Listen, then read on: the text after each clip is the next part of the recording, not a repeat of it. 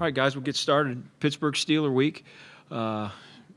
Typical Pittsburgh Steelers special teams unit.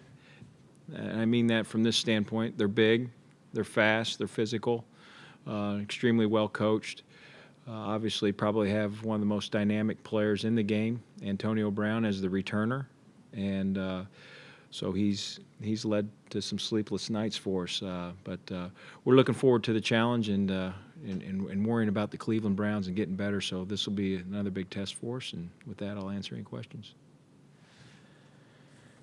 What makes Antonio Brown so good from a skill set?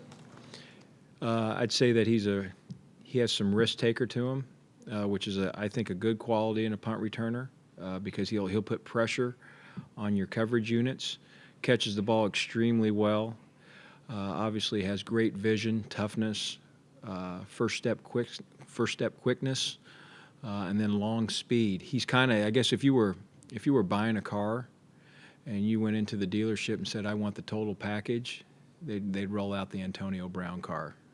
I mean, he's a good player.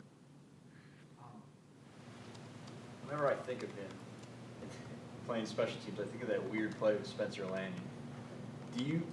Is that one of the most bizarre returns you've ever seen? And do you show guys that? Do you use it as a teaching moment at all? Well, I mean, I think probably you say it's bizarre from the standpoint that he tried to jump over and and kicks him in the face. No, I mean, yeah, we actually watched the play just with regards to the coverage and how to give yourself an opportunity to tackle Antonio Brown. I mean, because when you turn on his career highlights, I shouldn't say highlights, just his catches and his returns, and you watch other people try to get down and cover the guy. I mean, there are common problems that do come up, and it is based off of his skill set.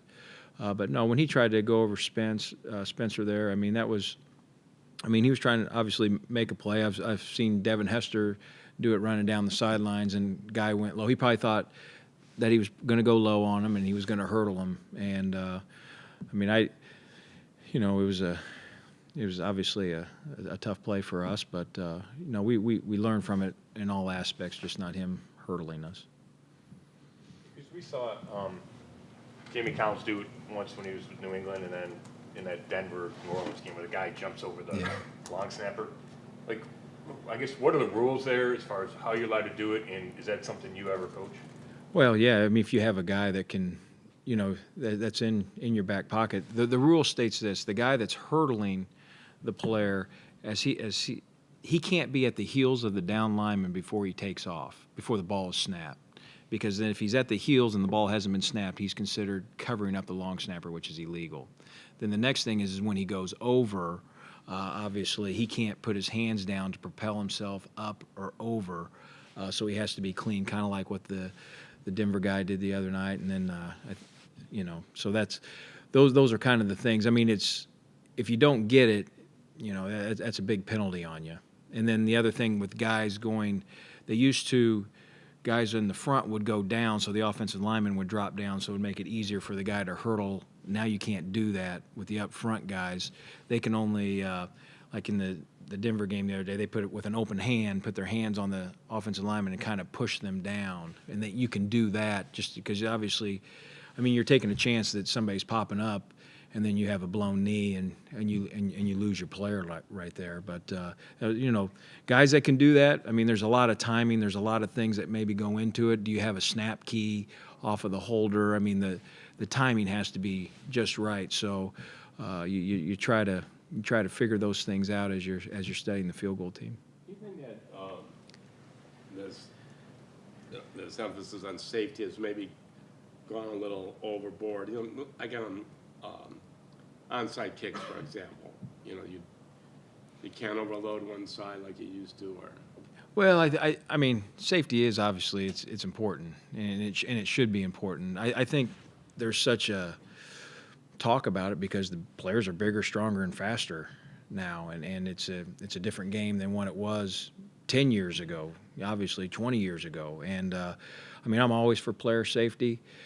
Because the collisions, sometimes television I don't think does it justice. I mean, when you're down on the field right next to it, I mean those are car wrecks. that are sometimes taking place, and player safety, in my opinion, should always be first and foremost. Well, yeah, I don't disagree with that, but I'm just saying, do you think it's, so you don't think it's gone? Overboard? Yeah. No, I don't. I love the game of football, and I don't want the rules to. For example, in my area, I would never want the kickoff not to exist because of player safety. But I am all for adjusting the rules to make the game still competitive and safe. And I just think as things go on, people and rules are always going to evolve. And I don't think the league is. I don't think they've gone too far. I really don't. I mean, the rules are the rules, and play within the rules. And if you find a way to bend them, then you take advantage of it. How do you teach guys? We've seen this a couple times in the last week or so. Players getting called on field goals for running into the kicker, trying to block kicks, and they're pretty much as positioned as you possibly could be, but they still end up gliding into the kicker, which obviously draws the flag. How do you I guess teach your guys how to avoid the kicker while also when you're going coming for it. from that edge to be in position to try Sure. to block that kick? Because here's the deal, and it's kind of the age-old question. People say, "Wow, you just got a personal foul and you ran into the kicker." Well, if you're going to call a block, and this is what we say: if we're going for it, we're going for it.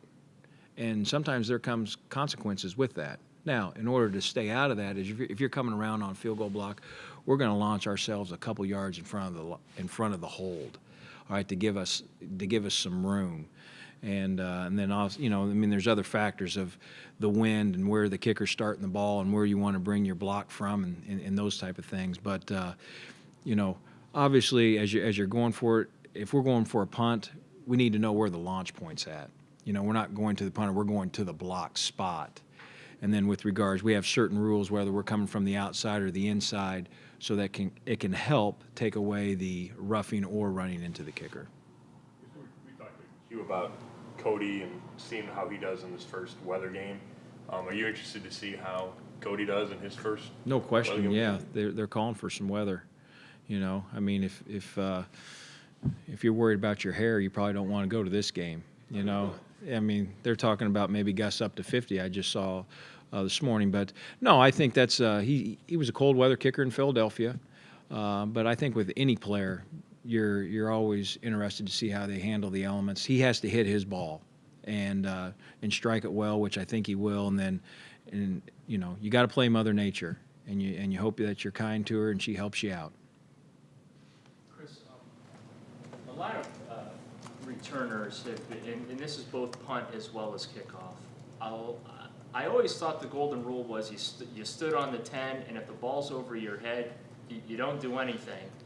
But we're seeing a lot of guys, and I'm not saying you're the Browns specifically, but we're seeing a lot of punts being fielded even inside the 5-yard line, and even kickoffs as well. What do you think that is? And what have you changed how you teach your returners in regards to where and when to field those kicks? Well, a lot of people, the golden rule is the 10. Some people will say it's the 8. The tough one, like if they're punting from the 50 and it's a true pooch, those are a little bit of the easier ones that you're probably going to let. I don't worry too much about those. It's the one where maybe they're at that minus 42 and maybe you're hanging out on the 15-yard line, and now the ball sails over your head and you're going, how many steps did I just go back? Some guys do lose track. The other thing that as you get experienced returner, sometimes you're able to peek and check the height. Here comes the ball, the height of the ball. Now I can check the coverage, where they're at.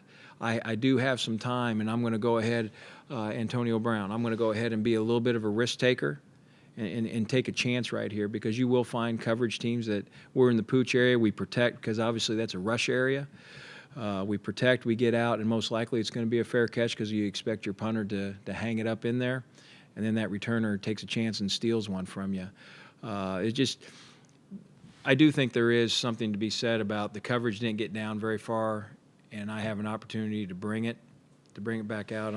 I am okay with that. I mean, we're going to push.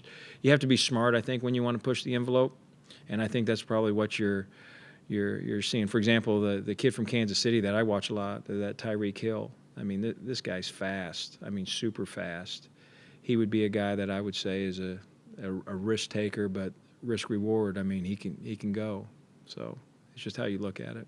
As we saw, Corey was fielding punts pregame against Baltimore. I'm sure he's been doing it in practice like he has most of the year. Yeah. Are we any closer to seeing him get an opportunity? You could see him. Could see him. I think you see a host of guys. We'll see how it goes. I'm really interested, to be quite honest with you, not dodging the question, but the wind and those type of things of how things will play out on Sunday. I think we're definitely prepared for it, how it goes.